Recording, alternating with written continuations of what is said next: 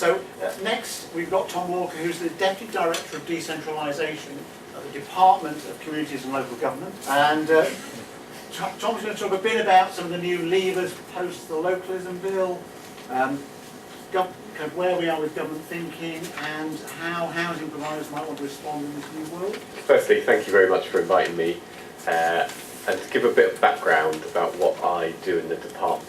But up until the election, I've spent quite a lot of time working on housing policy, both the Caroline Flint's reform agenda, Margaret Beckett's sort of slightly slower reform agenda, Yvette Cooper's Housing Green Paper were all things that happened while I was working on the housing strategy side of things. I then did the role in the department sponsoring the HCA. And then when the government changed, I was shifted into a new role working on decentralisation, which is almost a complete reversal of everything that the department did, and even harder, sort of how we did it. And I've spent the best part of 18 months working very closely with Greg Clark, and he's really Eric Pickle's right-hand man on this agenda, who comes up, I think, with a lot of the sort of policy architecture behind the localism vision. So I'm just going to make a few relatively high-level points, which I say we can pick up in some discussion. So the first thing is that localism and decentralisation, we use those words interchangeably, and some people get kind of stuck on, are they the same thing? I'm just going to use them interchangeably, and at the heart is the transfer of power to lower levels, not just of government, but sort of out of government.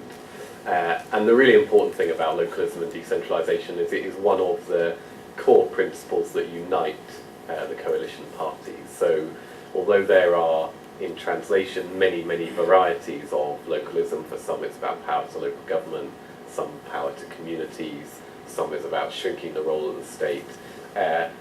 Right across departments there are a whole series of reforms that are giving power away, and people will be rubbing up against those. So that's the first sort of general point about localism. Second one is that the Localism Act is now just that, it is on the statute book. And that's 18 months into the government, and reforms, there aren't a whole heap of new reforms to talk about. There are things that have been talked about for a great period coming into force. The department has just published a plain English guide. So there's a whole sort of sweep of reforms in there. And the three that I think are most relevant, and are kind of hinted at actually on the back page of the booklet by coincidence, are the right to challenge, the right to community assets, and the neighbourhood planning proposals. There are clearly a whole set of housing reform changes which you will know about and be working through, but I think the three I list get closer to its kind of crossover territory. So the right to challenge basically allows community groups, voluntary bodies, charities to challenge local authorities on the provision of services. I'm not going to go into the detail of any of these. The question I wanted to throw out is also, what does that mean for a housing association?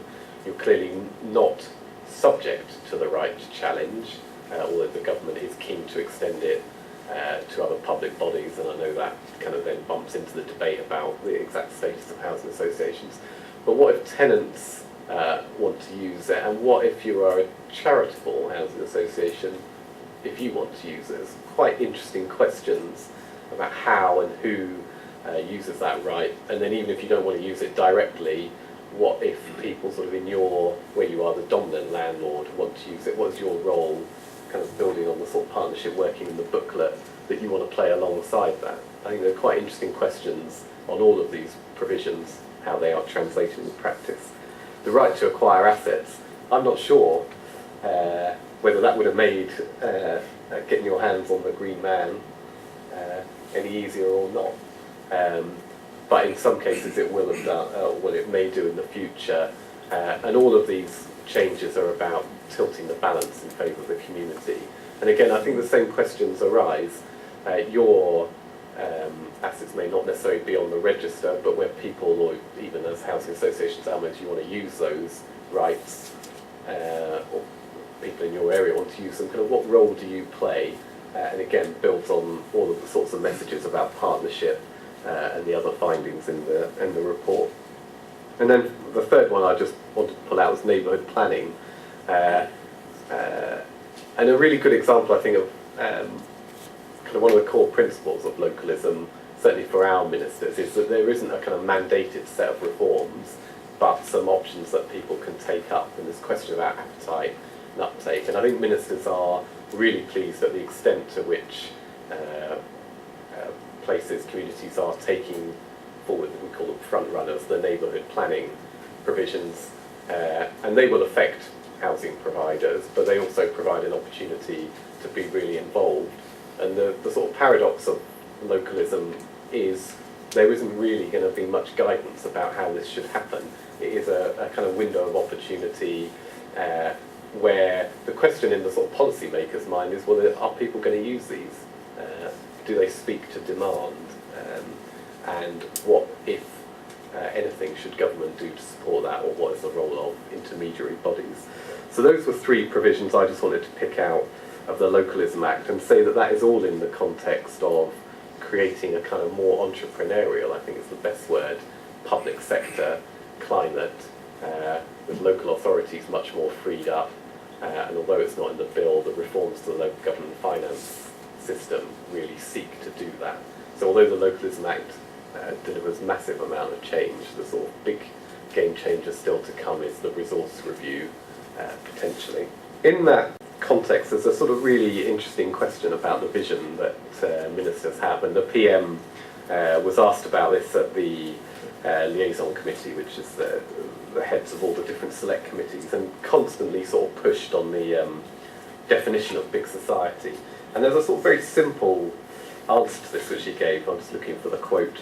And he said, are we making it easier for people to come together at a local level to solve problems they have in their communities? And if the answer to that is yes, then the big society is succeeding. And I think that's quite an interesting challenge, really. To us in Whitehall, are we making things simple? The powers that I've talked about, how easy are they to exercise? And then to other actors in the community, are you making it simple or easier? You don't have to. We're not going to tell you to. We're not going to mandate you to. But the sort of aspiration and the direction that government is setting is encapsulated really in, I think, a very simple, very easy to understand quote. And it's important to say that the politicians don't pretend they've invented this from 2010. It builds on a huge amount of work that was going on, the stories we've heard. The simple point is we want more of it, and the government believes the best way to get more of it is by localising and by giving freedom. So the next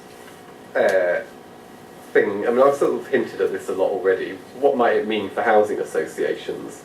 And I think all the time that I worked on housing policy, through kind of Hazel Blear's and empowerment, through David Miliband's time, double devolution, is the story that housing associations can tell about what they do is way ahead of many other organisations in this sort of space.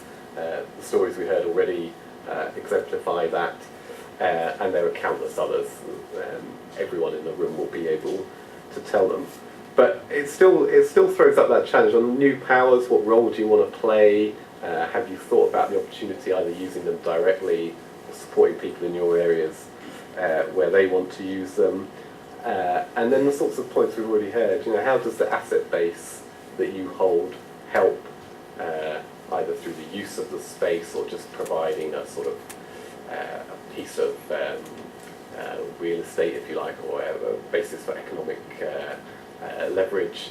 How do associations want to use that? And I'm not going to prescribe that. I don't think the TSA or the HCA and the new guys will prescribe that. But it is the sort of challenge there which, to me anyway, feels like the housing association sector, if we call it that, and ALMOs as well, will be kind of stronger if they join in on that, and the work in the booklet and the work that HACT is going to go on to do really speak to that. And I think the fact that the room is full today is testament to the fact that there is enthusiasm for this sort of thinking. And it kind of comes back to the core argument for many housing associations, what is the social purpose? that they set out to deliver, and how does that kept alive, I guess, in what are very challenging circumstances. No one pretends that the reforms that I'm talking about are not being pushed in a climate of very, very restrictive public finances. Where next on the broader agenda, people will have seen the Open Public Services white paper. I think that's the clearest story of what the government is seeking to achieve overall, the personalisation of public services. And then crucially, relevant to today's discussion, the kind of championing of the neighbourhood agenda, which is not new.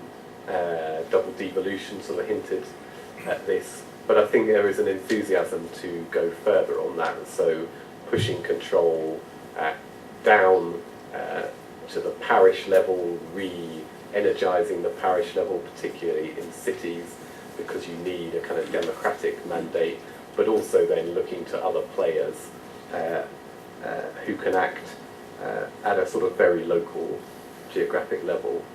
The first sort of translation of that into reality is the neighbourhood community budgets work, where we've launched the prospectus. There are two kind of levels of this. One is whole local authority and the other is neighbourhood. And the demand to do something at neighbourhood level is way outstripped the demand to do it at local authority level. We're very, very pleased with that, and we're working our way through the bids. Interesting for today's context that 3 or 4 of those come from housing associations seeking to develop neighbourhood budgets, sort of with greater or lesser degrees of authority support, and that is something we absolutely want to encourage. So Open Public Services puts neighbourhoods at the heart of that agenda. Neighbourhood budgets is, as I say, the first reality of that. And then I think the kind of open policy debate that we're quite interested actually to involve housing associations, ALMOs, people from the sector in more is, well, where do we go next on that? Eric Pickles talks about creating the conditions. The sort of mode of government has changed. We are not going to design detailed programmes, but we do want to make it simpler. And underneath that, there are different things that people can do. There is sort of simply getting on with sort of neighbourhood level activity, where there is very little role for government. Classic examples, sort of making it easy to set up street parties. Very, very local stuff. Shouldn't need any permission from government. There is the influencing of public services, building on a lot of the kind of well-developed practice, but rolling that out. And then the sort of two ends of this 4-point spectrum, one taking control of services and assets, and finally taking control through sort of stronger local democratic arrangements, parish councils. And this is a very skeleton policy framework at the moment, and I'm just sort of setting it out as a hint at the direction we want to take. And if people in the room want to get in contact with us to sort of help translate that, both for housing and more generally, that's the main purpose of sharing some of this. So that's all really I wanted to say. I think the concluding points from me would be to say localism and the sort of theory of it, if you like, has been a long time in development. The powers that give effect to it are hitting the statute book now, and people will start to use them in all sorts of ways, and there is a real opportunity for sort of every organisation, I think, in this room to be involved in that, either directly or supporting residents and communities. I think there is quite a big policy debate coming on the role of neighbourhoods, which the government remains really committed to. And I'd just conclude by saying the report, almost by coincidence, speaks precisely to that agenda. The lessons in it are quite sort of small scale and practical, but in a way that is what is needed. That is the order of the day. There isn't going to be a sort of sweeping set of top-down reforms. So I'd really commend the work that has been done, and I think HACT are going to do a lot more, so we want to work very closely with that.